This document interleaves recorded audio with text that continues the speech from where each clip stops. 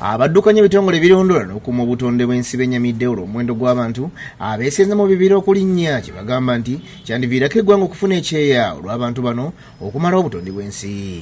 Bino babyogedde babadde banjulira abantu alipoota ezaakoleddwa ku mitendera gigobererwa nga bataasa ebibira wabula nga tebakosezza bantu baliraanyeewo. Ebitongole okubadde ki Environmental Management for Livelihood Improvement wamu n'eminisitule by'amazzi n'obutonde batudde mu kwongera okulaba nga mu mitendera egigobererwa bataasa ebibira nga tebakosezza muntu yenna.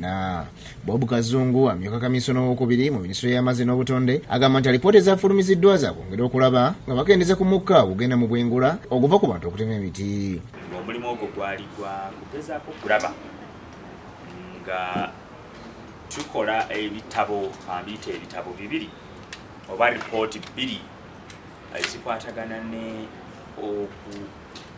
okulabika nga tetukosa muntu yenna bwe tuba tukola omulimu gwa Red Plus nga bwe nagambye, naye nga tugezaako kugukola nga byonna bye tukola birina okubeera nga bitambulira ku mitendera ogwa standard emu gye bayita art trees.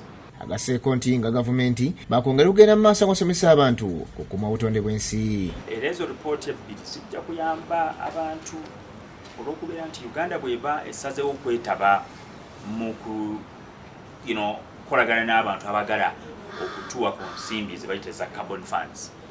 Ensimbi ziba zizze mu ggwanga ziba ziyambako okukola ebintu ebirala. Ye Christine Batuusa ow'ekitongole ki Environmental Management for Livelihood Improvement agamba nti omuwendo gw'abantu gweyongera n'omuwendo gw'ebibira ebisaanyizibwayo gweyongera obuli enteekateeka gye balina yakulaba engeri gye bayinza okusengula abantu bano mu bibira nga mpaawo akoseddwa.